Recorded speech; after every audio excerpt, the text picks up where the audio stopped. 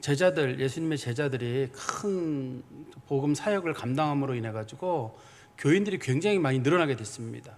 예루살렘 교인들이 굉장히 많이 늘어났는데 성경에서 그들의 숫자를 대충 짐작을 해보면 3,000명이 한 번에 회심한 사건이 있었고 또 5,000명이 회심한 사건이 있었기 때문에 두 사건만 놓고 봐도 예루살렘 교인들이 거의 10,000명에 가까운 그만큼의 숫자가 늘어나게 됐습니다.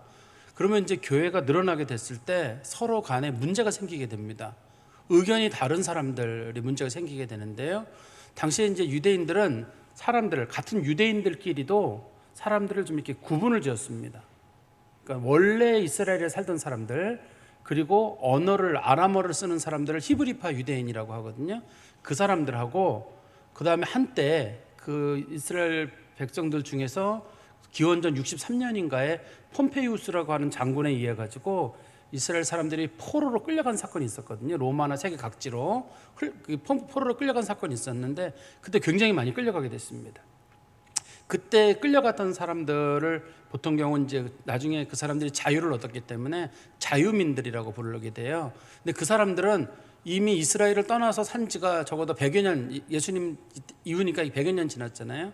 100여 년 정도 지났기 때문에 그 사람들이 이 히브리어랑 아람어를 잊어버렸습니다. 더 이상 쓰지를 못하고 그 사람들은 헬라어를 쓰고 있었거든요.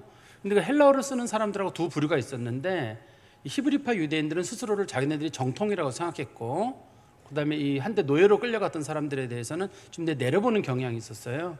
그래서 교회 내에서도 가난한 과부들과 고아들에게 분배를 시행함에 있어서도 차별이 생기게 됐습니다.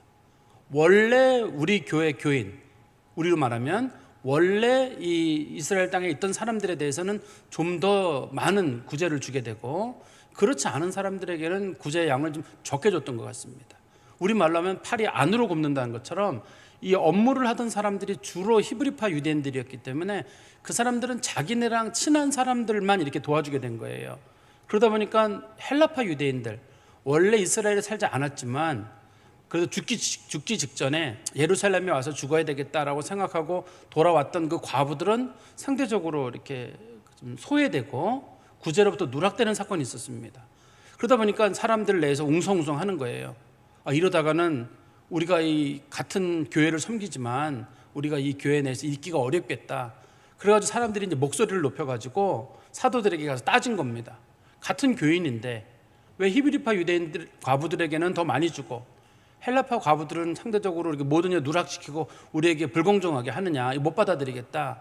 그랬더니 사도들이 당신들 말이 맞다. 우리가 이 일을 제대로 감당하지 못했기 때문에 그런데 이 일을 감당할 수 있는 사람들을 우리가 뽑아야 되겠다라고 생각을 해서 뽑았던 사람들이 7 집사님들입니다. 초대교회 7 집사님들인데 7 집사님들의 원래의 그 선출의 목적은 그 구제를 도와주는 일을 기본적으로 하는 거예요. 사도들이 구제하는 일을 더 이상 안 하기로 했기 때문에 그 일을 도와주는 일을 하고 뿐만 아니라 그 사람들은 헬라파 유대인들의 대변인 역할을 하게 됐습니다. 그동안 헬라파 유대인들은 대표자가 없었거든요. 대표자를 세워가지고 그 사람들이 그 대신 의견을 전달하는 역할을 하도록 만들었습니다. 그래서 7 집사는 성경에 나오는 7 집사는 히브리파 유대인이 한 명도 없습니다. 전부 다 헬라파 유대인들이고 그 사람들은 전부 헬라어를 쓰는 사람들입니다. 사도들하고 다르죠. 사도들은 히브리어, 그러니까 헬라어를 뭐 글자로는 쓸지 모르지만 언어로는 안 쓰는 사람들입니다. 사도들은 전부 아람어를 쓰는 사람들이고 7 집사님들은 헬라어를 쓰는 사람들입니다. 그리스를 쓰는 사람들과 히브리어를 쓰는 2개의 사람들로 이제 그룹이 나눠지게 된 거죠. 그래서 이제 그 사도들을 통해 사도들이 집사님들을 세우고 나니까 자신들이 생각할 때는 사도들이 직접 일을 하면 좋을 줄 알았는데 사도들 말고 집사님들의 일을 시키니까 더 일이 잘 되는 거예요. 더 일이 잘 돼가지고 복음 전파하는 일도 훨씬 잘 되고 심지어는 누구까지 회심하는 사건이 있었냐면 우리 지난번에 봤던 본문 6장 7절에 보면 뜻밖의 사람들이 회심을 하게 됩니다. 6장 7절에 보시면 하나님의 말씀이 점점 왕성하여 예루살렘에 있는 제자의 수가 더 심히 많아지고 허다한 제사장의 무리도 이 도에 복종하니라. 심지어는 제사장의 무리라고 불려지는 사람들까지도 이 기독교로 돌아오는, 예수님을 믿는 종교로 돌아오는 사람이 있었습니다. 여러분도 잘 아시다시피 당시의 제사장들은 주로 사두개파 사람들이에요. 당시 이 사두개파라는 말은 당시의 제사장들 중에 대다수가, 그리고 소위 권력을 가지고 있는 제사장들은 주로 사두개파들이었지만 일반적인 제사장들은 생활이 굉장히 가난했습니다. 당시에는 이미 제사장 문화가 없어지기 시작했기 때문에 대제사장이나 이런 사람들은 돈을 받고 일을 하고, 일반적인 제사장들은 그냥 시골에 살고 있다가 특별히 뭐 직업도 없고 그냥 그런 생활을 했었거든요. 근데 그 사람들이 이 예수 그리스도에 대한 복음을 접하고 나서 그 중에, 그러니까 중심적인 제사장들 말고 안나스나 가야바나 그런 사람들 말고 좀 시골에 있거나 제사장 업무에서 상대적으로 소홀해져 있던 그런 제사장들마저도 그리스도의 복음으로 돌아오는 일이 있었다. 그게 이제 사도들은 못했던 일이에요. 그게 사도들은 못했던 일이었는데 그 7 집사님들과 직분을 나누고 나서부터 이 일이 효과적으로 진행이 됐다는 말입니다. 그럼 우리는 여기까지 이제 들어보다 보면, 야, 교회가 그동안 갈등이 있었는데 그 문제가 해결이 됐으니까 야, 이제는 교회는 더 부흥하겠다, 이렇게 우리 생각하기 쉽잖아요. 사실 그 초대교회 내에서 첫 번째 문제는 내부의 문제였잖아요. 내부의 문제는 교인들끼리 싸운 거거든요. 히브리파냐 헬라파냐. 우리로 말하면 이런 거예요. 개포동파냐 위례파냐. 이렇게 사람들이 이렇게 두 개로 나눠진 것처럼 막 그런 식으로 생각하시면 딱 맞아요. 우리랑 조건이 여러 가지로 많이 맞습니다, 이 내용이. 어떻든 간에 그렇게 우리가 이해하시면 좋은데, 문제는 서로 의견 차이를 보였는데 문제가 잘 풀렸어요. 사도들은 일단 문제를 인정을 했거든요. 우리 생각이 짧았다. 그리고 직분자들을 전부 헬라 사람들을 세우자, 헬라파 유대인들을 세우자. 문제가 잘 풀렸습니다. 그럼 여기서 문제가 잘 풀리면은 이제 우리는 좋겠다 싶은데, 이제 내부적인 문제가 풀리고 나면 이제 외부적인 문제에 부딪히게 됩니다. 외부적인 문제는 이 교회가 점점 더 성령의 역사를 이루어 갈수록 교회에 대한 박해가 굉장히 심해지는 거예요. 이제부터는 교회에 대한 박해가 본격적으로 시작이 됩니다. 그동안은 예수님만 십자가를 당했고 예수님의 제자들은 아직까지 순교를 당한 사람이 없습니다. 아직까지는 순교를 당한 사람들이 없었고, 예수님의 십자가 지고 돌아가심으로 인해 가지고 기독교에 대한 박해는 잠깐 멈췄거든요. 그런데 이제 사도들이 막 복음을 전하면서 당시에 제사장들이 불러가지고 몇 번 경고를 줬습니다. 당신들 복음 전하지 마라, 예수 전하지 마라, 몇 번 경고를 줬거든요. 당시에 이제 제사장들은 2번, 3번까지 경고를 줘서 안 들으면 죽이는 권한이 있었거든요. 그러니까 지금 그동안 사도들이 몇 번 경고를 받았잖아요. 예수 이름으로 복음을 전하지 말라 했는데 사도들은 그때마다 감옥에 들어가다 풀려나곤 했어요. 그래서 당시의 방법으로는 이렇게 경고하는 과정입니다. 그게 경고하는 과정이었기 때문에 사도들은 그 문제로부터 좀 자유로워졌는데, 이제는 문제는 뭐냐면 중요한 역할을 감당했던 집사님들이 그 타겟이 된 겁니다. 타겟이 된 거예요. 이제는 누가 공격을 당하게 되냐면 새롭게 뽑힌 7 집사님들이 이제부터는 사람들의 핍박과 박해의 대상이 되는 겁니다. 왜냐하면 사도들을 건들면 너무 큰 인물들이에요. 사도들을 건드렸다가는 왠지 좀 분위기가 안 좋을 것 같으니까 사도들을 건들지 말고 집사들을 건들자. 그런데 그 집사들 중에서 제일 똑똑한 놈이 누구냐? 제일 똑똑한 사람 보니까 스데반이에요. 스데반이 제일 똑똑한 사람이라 그 스데반을 자신들이 공격하기로 이제 마음을 먹게 된 겁니다.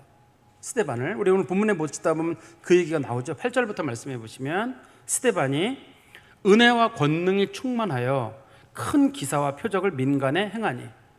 우리가 잘 아시는 대로 좀 전에 말씀드렸잖아요. 원래 집사님들은 왜 뽑았냐면 구제하는 업무를 도와주도록, 그리고 두 번째는 헬라파 유대인들하고 히브리파 유대인들의 소통을 담당하도록 이 사람들을 뽑았거든요.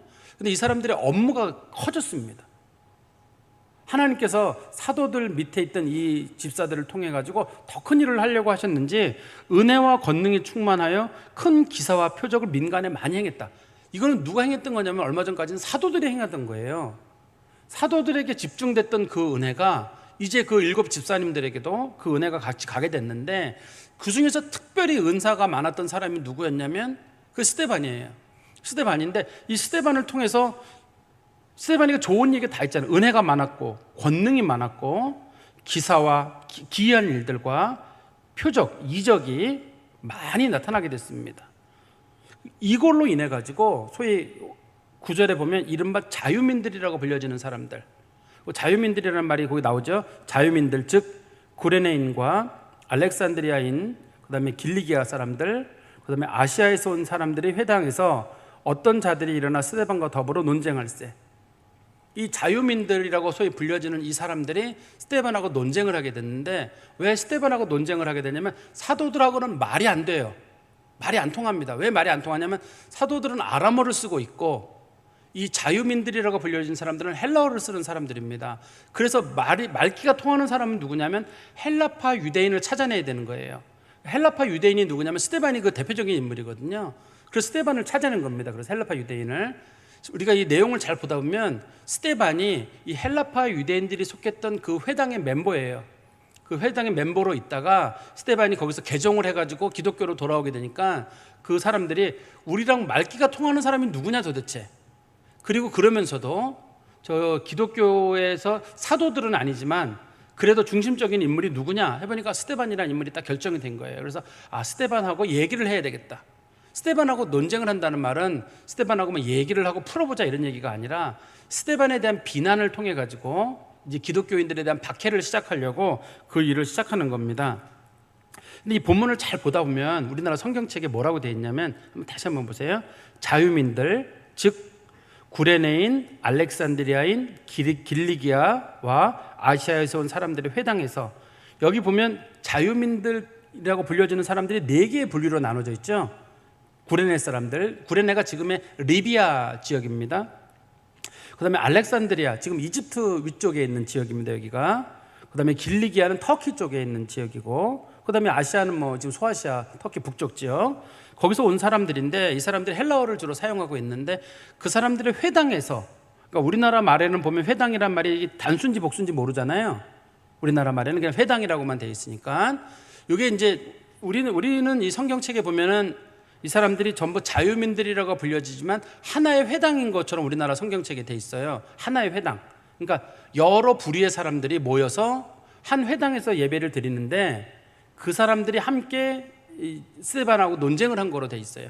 근데 우리나라 옛날 성경책 있잖아요. 우리 개역 한글판에는 마치 5개의 회당에 있는 사람들, 소위 이 자유민들이란 말을 옛날 성경책에는 뭐라고 돼 있냐면 리버디노라고 번역을 해놨어요. 옛날 성경책에는요.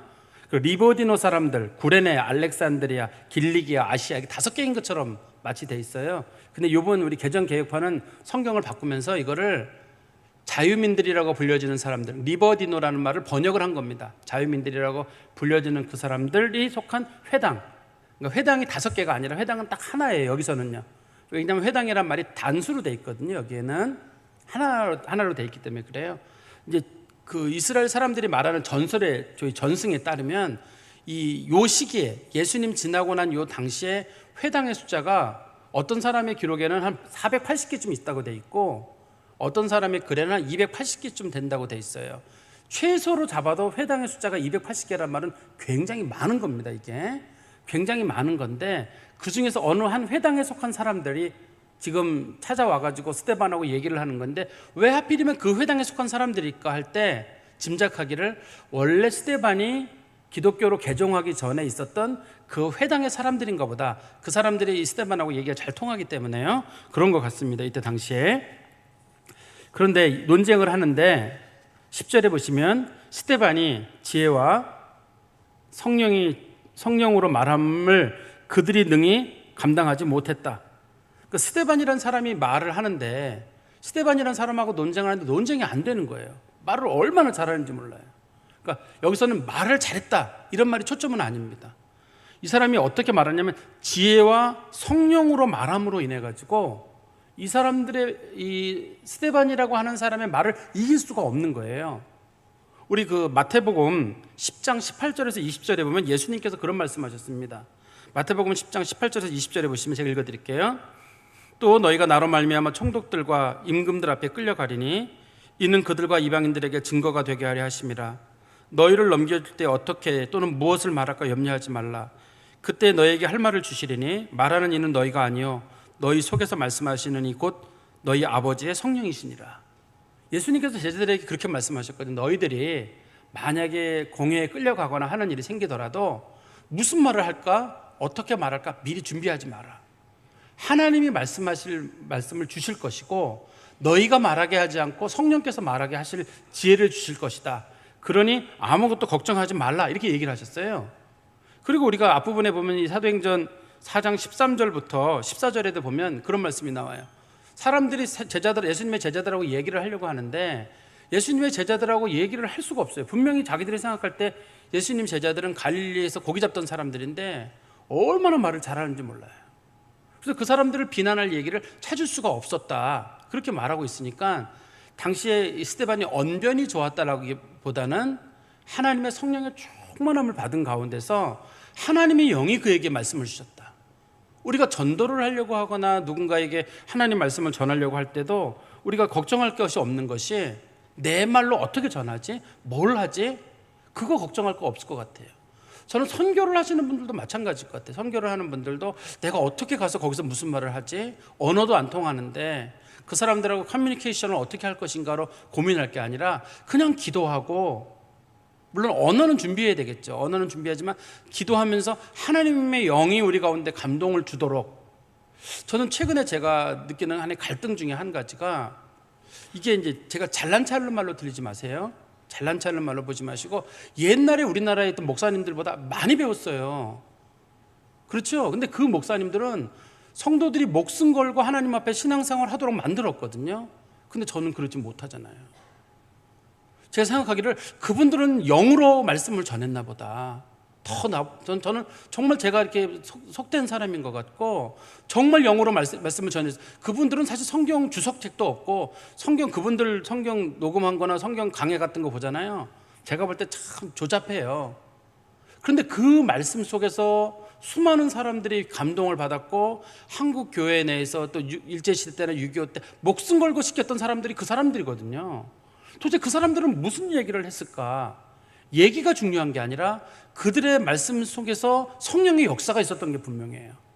그렇기 때문에 정말 해외 외국 선교사들이 와서 더듬더듬 거리는 말로 하고, 우리나라 목사님들도 그냥 신학 공부도 제대로 하지 못한 분들이 하셨는데 하나님의 능력이 거기에 있었어요. 이 지금 스데반도 그렇고 예수님의 제자들도 마찬가지고 하나님의 영이 그 안에 있었어요. 근데 이 조심스러운 게 한 가지가 있는 게, 현대 그리스도인들에게는 성령에 관련된 얘기들이 상당히 공허합니다.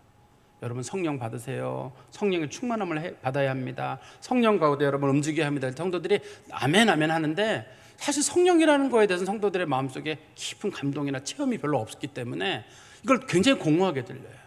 그래서 그냥 성령이라는 말을 쓰면 아름답기는 하는데 난 성령이 뭔지는 몰라. 물론 믿기는 믿지, 아무것도 몰라. 아주 성령에 대해서는 거의 백치에 가까운 그런 현대 우리가 그리스도인이 돼가고 있는 것 같아요.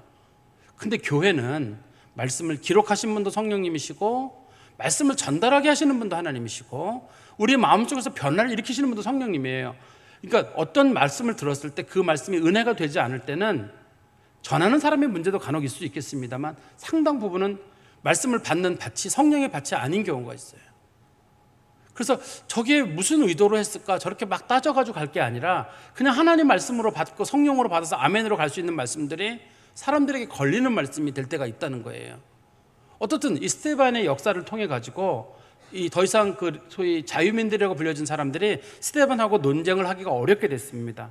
그 사람들이 논쟁하기 어렵게 되니까 그 사람들이 택한 방법이 뭐냐면, 이제 거짓 증인을 세워가지고 스데반을 공격하는 방법을 찾기 위해서 사람들을 매수하는 겁니다. 11절 말씀해 보시면, 사람들을 매수하여 말하게 하되 이 사람이 모세와 하나님을 모독하는 말을 하는 것을 우리가 들었노라 하고, 이제 소위 사두개인들의 제사장이나 이런 당시 지도자들이 사람들을 매수한 거예요. 매수해가지고 거짓말을 그 입에다 집어넣은 거예요. 스데반이라고 하는 사람이 보니까 모세를 모독하고 하나님을 모독했다. 모세를 모독했다는 말은 하나님의 율법을 무시한다는 말입니다. 그 말씀이 13절에 보면 똑같은 내용이 나오죠. 13절에 보시면, 거짓 증인들을 세우니 이르되 이 사람이 거룩한 곳과 하나님의 성전을 모독하고, 두 번째는 율법을 거슬러 말하기를 맞이 아니하는도다. 이렇게 지금 얘기를 했잖아요. 여기 지금 모세와 하나님을 모독한다는 말과 거룩한 곳, 성전을 모독하고 율법을 거슬러 말한다는 거랑 같은 내용입니다. 그러니까 지금 뭐라고 소문을 낸 거냐면, 지금 이 스데반이라고 하는 사람, 이 사람뿐만 아니라 소위 기독교도들이라고 불려진 사람들이, 그 사람들이 예수를 전한다 이런 얘기를 하면 누군가를 설득할 수 있는 방법이 없으니까 당시 유대인들이 말하는 최고 악한 죄가 두 가지예요. 하나는 하나님 모독하는 거, 또 하나는 율법을 무시하는 거. 이 두 가지가 제일 큰 죄거든요. 우리가 볼 때는 그게 무슨 큰 죄인가 싶은데 당시 유대인들에게는 살인죄보다 더 큰 죄예요. 이게 저희 율법을 무시한다든지, 그 다음에 하나님의 성전을 모독하는 말을 한다든지, 이게 큰 죄인데 이거를 이제 가짜 증인을 세운 겁니다. 가짜 증인을 세워가지고 성경에 보면, 우리 신명기에 보면 나오잖아요. 두세 사람의 가짜 증인을 세우면 사람 하나 죽이는 게 가능하거든요. 그러니까 이 사람들이 실제로 이런 말을 했다라기보다는 예수님이나 사도들이 했던 말의 일부분을 뺏어가지고 그 중에서 뽑아가지고 그걸 가지고 지금 이제 비판의 거리로 삼는 거예요. 실제로 예수님하고 예수님의 제자들이 이 말을 했던 건 아닙니다. 비슷한 말을 한 적은 있어요. 비슷한 말을 한 적은 있는데 똑같이 이 말을 한 적은 없거든요. 근데 이제 그 말을 가지고 사람들이 이제 공격거리로 좀 삼는 겁니다. 공격거리로 삼아가지고 예수님하고 예수님의 제자들을 비판하는 거죠. 그러면서 이제 이 사람들이 하는 말이 뭐라고 얘기하면, 다시 한번 우리 11절 말씀에 가보시면 모세와 하나님을 모독하는 말을 한다, 그렇게 말하고, 그 다음에 12절에 백성과 장로와 서기관들을 충동시켜 와서 잡아가지고 공회에 이르러. 원래는 이 사람들을 고소했던 사람들은 제사장하고 사두개인들이었었거든요. 그런데 이제 다른 사람들까지 꼬드긴 거예요. 사두개파 사람들이 자기들이 싫어하지만 다른 사람들, 당시 유대인들이나 혹은 바리새인들이나 일반 장로들이나 모두 싫어하는 건 뭐냐면 성전 모독하는 거랑 율법 파괴는 다 싫어하니까 다른 사람들까지 끌어들인 겁니다. 성경에 보면은 이 본문 요 시대에 사람들은 5부류예요. 제사장, 그다음에 사두개파, 일반 백성들, 장로들, 서기관들, 소위 바리새인들이죠. 그 사람들을 다 모은 겁니다. 지금 한 번에 모아가지고 12절에 보시면 백성과 장로와 서기관들을 충동시켜 와서 잡아가지고 공회에 이르러, 13절입니다. 거짓 증인들을 세우니 이르되 이 사람이 거룩한 곳과 율법을 거슬러 말하기를 맞이하지 않는도다. 이렇게 지금 얘기를 했어요. 여기 보면 크게 두 가지죠. 하나는 거룩한 곳을 거슬러 말하고, 두 번째는 율법을 거슬러 말한다. 이 첫 번째는 어떤 사건과 관련이 되냐면 요한복음 2장에 보면, 요한복음 2장 19절에서 21절에 예수님이 그런 말씀하셨거든요. 너희들이 이 성전을 헐라, 내가 사흘 만에 이 성전을 다시 세우리라, 그렇게 예수님 말씀하셨어요. 그러면서 그 뒤에 뭐라고 되어 있냐면, 여기서 말하는 성전은 예수 그리스도의 몸을 말하고 자신의 육체를 말하는 것인데 이게 예수의 부활을 말하는 것이다 라고 뒤에 붙어 있습니다. 그렇지만 그거는 요한이 뒤에 기록을 한 거예요, 나중에. 그렇지만 사람들 앞에서는 예수님께서 뭐라고 말씀하셨냐면, 너희가 이 성전을 헐라, 내가 사흘 만에 세우리라. 근데 예수님은 분명히 헐라, 세우리라는 말까지 같이 했었거든요.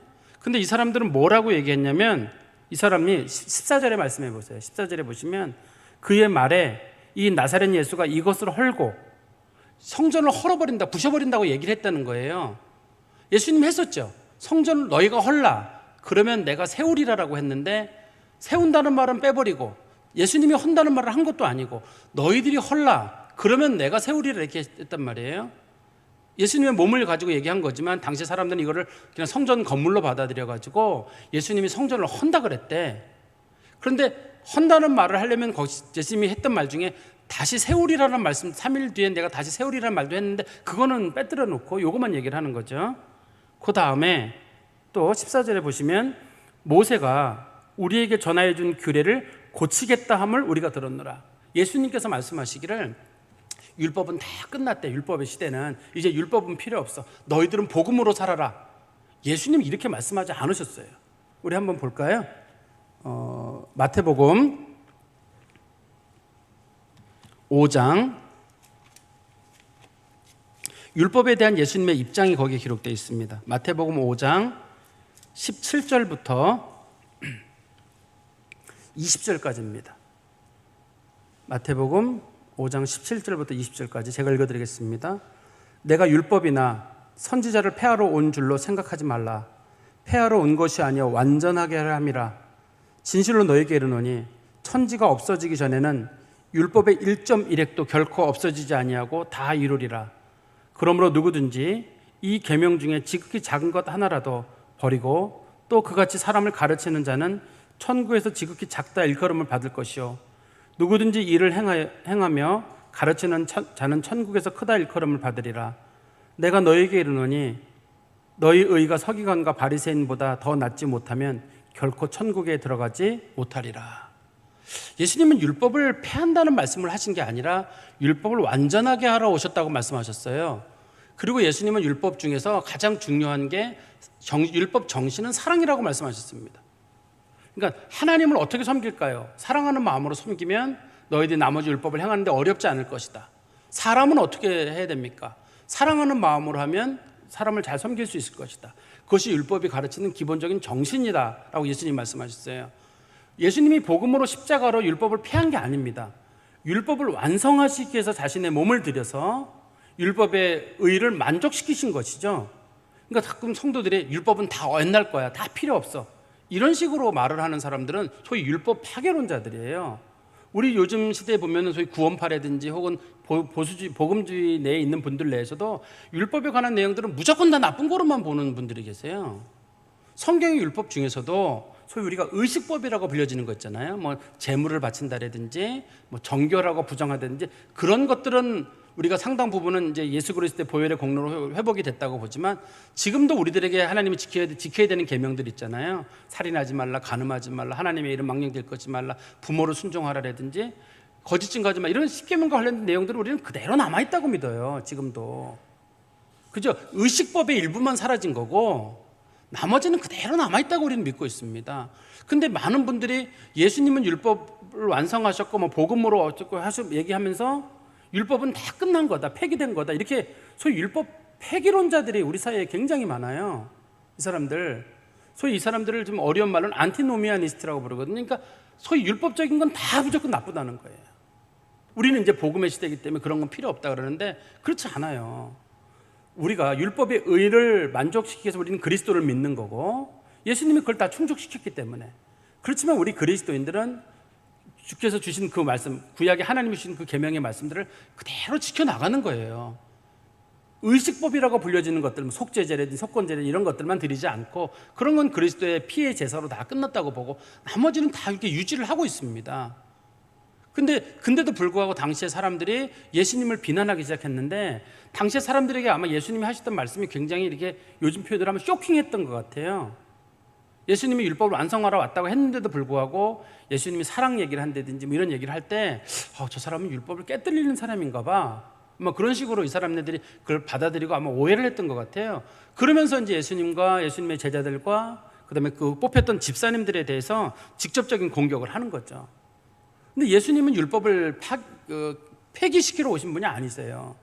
그러니까 혹이라도 여러분들 어디 갔을 때 우리 주일 성수 얘기거나 뭐 11조 얘기 나올 때도 어떤 분들이 간혹 그런 얘기 하거든요. 그거 다 옛날 거 아니야? 뭐 제발 그런 거 속지 마세요.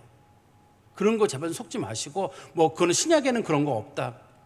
예수님이 다 말씀하지 않으셔도 구약에 있는 법은 그대로 유지가 되고 있기 때문에 조금씩 변형된 모습은 있죠. 예를 들어서 뭐 안식일이 주일 성수 개념으로 바뀌었다라든지 이렇게 개념이 바뀌는 경우는 있겠지만 구약에 있는 말씀들이 다 폐기된 적은 없습니다. 한 번도 폐기된 적이 없으니까 그걸 폐기됐다는 식으로 함부로 얘기하면 여러분들이 구원파나 소위 그 반율법주의자들이라고 불려지는 사람들, 소위 그 과격한 그리스도인들이 되는 거예요. 우리는 예수 믿고 구원받는다는 기본 원칙이 첫 번째고, 두 번째는 우리가 예수를 믿을 때 그때부터는 하나님 말씀에 온전히 순종하는 사람으로 간다. 뭘 순종하느냐? 첫 번째는 성령의 가르침을 순종하고, 두 번째는 구약에 나와 있는 말씀들, 하나님 주신 계명들을 지금도 우리에게 주신 말씀으로 받고 그대로 나아가는 거예요. 요것까지 가야지 이제 그리스도인들의 좋은 모습입니다. 그런데 이 본문을 잘 보다 보면 이 지금 박해를 받는 사람이 누구냐면 스데반이에요. 스데반을 아까도 우리 18절 오늘 말씀 본문의 8절에 보시면 은혜와 권능이 충만하고 큰 기사와 표적을 많이 행한 사람, 이 사람 이렇게 설명되고 있잖아요. 그리고 뿐만 아니라 우리 5절에도 보시면 일곱 집사를 뽑을 때 믿음과 성령이 충만한 사람 스데반 앞에다만 믿음과 성령이 충만하다는 용어가 앞에 딱 붙어 있어요. 스데반이 대단한 사람이거든요. 그런데 이 사람이 지금 박해를 받고 있고 이 사람에게 지금 고난이 온 거예요. 혹 교회가 박해를 받거나 성도들이 어려움을 겪을 때 저 사람 신앙생활 못해서 받는다, 저는 그렇게 생각하지 않아요. 하나님께서 감당할 시험 밖에는 우리에게 주신 일이 없다고 말씀하셨는데 하나님이 보시기에 스데반이 감당할 만한 사람이에요. 그래서 하나님께서는 스데반에게 사도들만 누릴 수 있는 이적과 표적을 행하도록 만들었고, 당시 사도들에게도 아직 주신 적이 없는 그 순교의 잔을 스데반이 마시도록, 이 6장까지는 스데반이 살았지만 7장에 스데반이 죽거든요. 스데반이 사람들에게 맞아 죽게 되는데 그 은혜를 그 중에 집사 중에 제일 똑똑한 사람, 제일 영적인 사람, 모두에게 존경받는 사람, 그 사람에게 제일 큰 박해와 고난과 어려움이 왔어요. 그러니까 혹이라도 여러분들이 어려움을 겪을 때 하나님이 나를 믿어주시는구나, 나를 사랑하시는구나 이렇게 보셔야지, 내가 신앙생활을 잘 못하는가 이렇게 보시면 안 돼요. 하나님께서는 정말 좀 스데반이라고 하는 사람을 믿고 있기 때문에 그 스데반을 믿으시니까 스데반에게 이런 은혜를 감당할 수 있도록 은혜를 주시는 거죠. 그리고 맨 마지막에 15절에 보시면 아마 우리가 잘 아는 구절입니다. 공회 중에 앉은 사람들이 다 스데반을 주목하여 보니 그 얼굴이 천사의 얼굴과 같더라. 지금 스데반이 사람들에게 비난을 받고 있거든요. 비난을 받고 있고 스데반이 말을 하고 있고 막 그러는데, 이 반대편에 있는 사람들, 당시 반대편은 제사장들이나 사두개인들, 이 본문에서는 백성들, 장로들, 서기관들이라고 불려주는 소위 스데반을 미워하는 사람들이 스데반을 보는데, 이 말씀을 기록한 사도행전을 기록한 누가도 보고 있지만, 사도들도 보지만 반대파 사람들이 보는데도 스데반의 얼굴이 꼭 천사 같아요.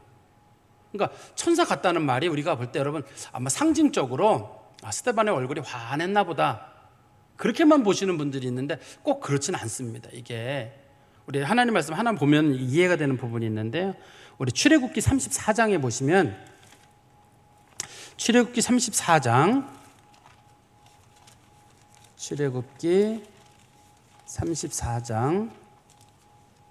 29절에서 35절까지 여러분 잘 아시는 말씀입니다. 출애굽기 34장 29절에서 35절입니다. 모세가 그 증거의 두 판을 모세의 손에 들고 시내 산에서 내려오니 그 산에서 내려올 때 모세는 자기가 여호와와 말하였으므로 말미암아 얼굴 피부에 광채가 나나 깨닫지 못하였더라. 아론과 온 이스라엘 자손이 모세를 볼 때 모세의 얼굴 피부에 광채가 남을 보고 그에게 가까이 하기를 두려워하더니 모세가 그들을 부르매 아론과 회중의 모든 어른이 모세에게로 오고 모세가 그들과 말하니 그 후에 온 이스라엘 자손이 가까이 오는지라. 모세가 여호와께서 시내산에 자기에게 말씀하신 말씀을 다 그들에게 명령하고 모세가 그들에게 말하기를 마치고 수건으로 자기 얼굴을 가렸더라. 그러나 모세가 여호와 앞에 들어가서 함께 말할 때에는 나오기까지 수건을 벗고 있다가 나와서는 그 명령하신 일을 이스라엘 자손에게 전하며 이스라엘 자손이 모세의 얼굴에 광채를 보므로 모세가 여호와께 말하러 들어가기까지 다시 수건으로 얼굴을 가렸더라. 아마 당시에 이 출애굽 모세가 10계명 받은 사건으로 인해 가지고 모세의 얼굴에 상당한 정도의 광채가 났는데, 성경에서 천사의 얼굴과 같다는 말을 지금 쓰는 이유는 두 가지 때문입니다. 하나는 지금 모세의 예를 들어서 모세가 하나님과 아주 가까워졌을 때 세상 사람들이 모르는 그 사람에게서 나타나는 광채가 나타났어요. 요즘 사람들은 그걸 아우라라고 아마 용어를 쓸 것 같은데요. 모세에서 광채가 나기 시작합니다. 그 다음에 또 우리 마가복음 9장에 보면 예수님께서 변화산에 갔을 때 예수님의 얼굴에서 광채가 났다고 돼 있어요. 이 본문에서 지금 왜 스데반의 얼굴에 광채가 천사 같다는 얘기를 쓰고 있냐면, 스데반이 예수님 많이 닮았다는 뜻이에요. 지금 그 사람이 예수님의 사도들보다도 예수님을 많이 닮았고 하나님하고 아주 가까워졌다는 뜻이에요. 그래서 그의 얼굴에서 천사의 모습이 나타났어요.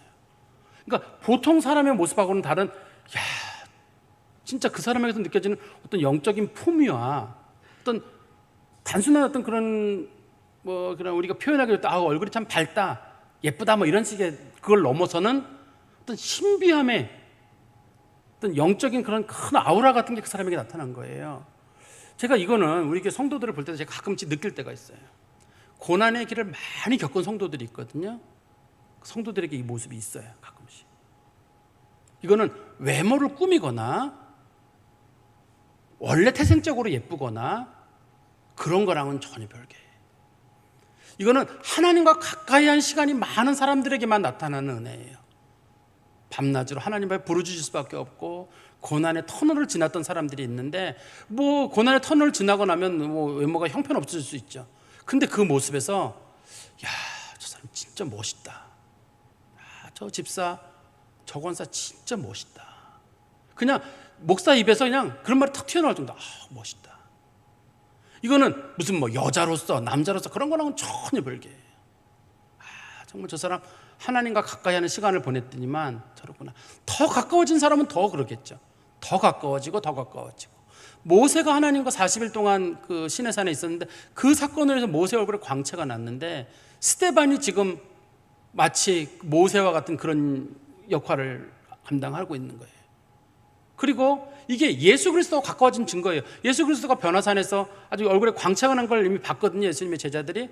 근데 그 모습이 꼭 스데반이라고 하는 사도도 아닌 사람에게 딱 그 은혜가 나타났어요. 저는 이 말씀 보면서 참 스데반에게 줬던 그 은혜가 우리에게 있으려면 우리가 어떻게 해야 되겠느냐. 하나님과 가까이 해야 되겠다. 하나님과 가까이 하는데 그 가까이 하는 사람들에게만 주시는 하나님의 은혜가 있는데 그 얼굴에 나타나는 광채, 영적인 광채라고 볼 수 있겠죠. 말씀에 좀 결론을 맺으면 항상 교회에는 어려움이 있을 수 있어요. 어려움 없는 교회는 저는 없다고 생각합니다. 내부적인 문제가 있을 수가 있어요. 성도들 간에 갈등이 있을 수 있거든요. 근데 그 갈등은 빨리 풀면 돼요. 그게 사람을 죽이고 살리고는 하지 않습니다. 만약에 초대교회가 헬라파 유대인들과 히브리파 유대인들 간의 싸움을 가만 놔뒀잖아요. 그러면 이 교회는 난장판이 됐을 겁니다. 근데 서로 사도들이 먼저 잘못을 인정하고 히브리파 사람들이 양보를 했어요. 모든 집사는 헬라파 사람들로 뽑으십시오. 그래서 전부 헬라파 사람들 7명만 뽑은 거거든요. 똑똑한 사람들은 아마 히브리파 사람들에게 많았을 겁니다. 그런데도 불구하고 이 집사는 모두 헬라파 뽑으십시오. 그래서 헬라파가 7명이 뽑힌 거예요. 그래서 일단은 문제가 마무리가 됐단 말이에요. 근데 이거는 죽고 사는 문제가 아닌데 이제부터 당하는 문제는 죽고 사는 문제예요. 교회가 똘똘 뭉쳐 있을 때는 죽고 사는 문제가 스데반 하나 죽어도 교회가 발전할 수 있는데, 이제부터 이런 교회가 뭉치지 않게 되면 이제 교회는 감당을 못 하게 돼요. 스데반 뒤에 빌립 수많은 사람들이 이제부터는 다 죽어가거든요. 이제부터는 예수님의 사도들도 죽게 됩니다. 이제부터는. 근데 그 사람들 전부 신앙생활 잘하던 사람들, 전부 성령 충만한 사람들, 그 사람들에게만 그 은혜가 주어지고 있어요. 하나님께서 그 사람들을 사랑해서 주시는 은혜긴 한데, 교회는 항상 이 두 가지가 동시에 있다는 사실을 기억하셔야 돼요. 하나는 내부적인 문제가 항상 있다. 내부적인 문제는 빨리 풀어야 한다. 이거 빨리 안 풀면 외부적인 문제가 교회를 부딪혔을 때 교회는 큰 타격을 입게 되고 교회 존립 자체가 무너져요. 그 역할을 내가 할 수도 있고 여러분들이 하실 수도 있습니다. 제가 할 수도 있고요. 그 다음에 두 번째는 외부적인 문제가 왔을 때 우리가 그거를 받는 사람들이 이거는 하나님께서 우리에게 어려움을 주실 수 있구나, 항상 깨어있는 마음이 필요해요. 내부적인 문제가 잘 마무리되니까 교회에서 기뻤을 거 아니에요. 이제는 다 끝났다 했을 때 그때 그 어려움이 오잖아요. 그러니까 어떤 어려움도 교회는 올 수 있다는 사실을 늘 마음에 기억하고 깨어있는 마음이 필요하고, 세 번째는 저는 스데반의 얼굴에 나타났던 그 모습이 우리 성도들의 얼굴에 나타났으면 좋겠어요. 이거는 억지로 한다고 되는 거 아닙니다. 혹시 저는 봤습니다 할 때 우리 목사님 누구를 보고 얘기하는 건가? 바로 그 사람 당신이에요. 바로 여러분이에요. 바로 여러분인데, 이게 잘 여러분들이 하나님과 보내는 시간을 보내보세요. 여러분들이 아실 거예요. 저 권사 달라졌구나, 저 집사 달라졌구나, 저 장로님 달라졌구나. 보여요. 그 얼굴에서. 이거는 영적인 눈으로, 이거 무슨 또 제가 얘기하면 우리 목사님 신령해서, 저는 그런 신령한 사람도 아니에요. 제가 봤을 때 저 사람 참 영적인 뭐가 느껴지는구나. 저 사람이 하나님과 가까이 보내는 시간이 많았더니만 하나님의 은혜와 역사가 저 사람 몸에 배어 있구나. 저 사람이 기도 많이 했더니만 그리스도와 성령의 역사가 저 사람 속에 많이 배어 있구나. 성령의 역사라는 것을 말로 설명하는 게 아니라 저 사람들의 기도와 삶과 속에서 하나님이 저렇게 보이시는구나. 역시 하나님이 살아계시구나. 이 스데반이 천사와 같은 얼굴을 마지막 모습인데, 이게 마지막 모습이에요. 스데반이 죽게 되거든요. 이 마지막 모습을 보이고 죽게 되는 안타까움은 뒤에 나옵니다. 나중에는요. 스데반에게 이제 변론의 기회를 주기 위한 마지막 기회에 스데반의 얼굴에서 나타나는데, 자기 죽음을 눈앞에 두고도 스데반이 상당히 마음의 여유를 보이고 있는 걸 지금 성경이 설명을 하는 거예요. 전혀 겁먹지 않고 하나님 앞에서 담담한 모습을 보이는데 천사 같아요. 근데 악한 사람들은 그 천사 같은 얼굴에 돌을 던집니다. 천사 같은 얼굴이 너무 미워서 돌을 던져요. 사실 이게 스데반의 얼굴에 천사 같다는 건 객관적 사실인 겁니다. 이거 다시 보세요. 스데반의 얼굴을 봤을 때 15절에 보시면 공회 중에 앉은 사람들이 다 스데반을 주목하여 보니 그 얼굴이 천사와 같더라.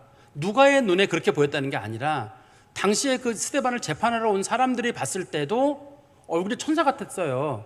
달랐던 사람입니다. 근데 그 얼굴에 돌을 던지는 사람이 있어요. 그럼에도 불구하고 저는 바라건대 우리 성도들이, 멋있는 성도는 하나님하고 가까이 있는 시간이 많은 사람입니다.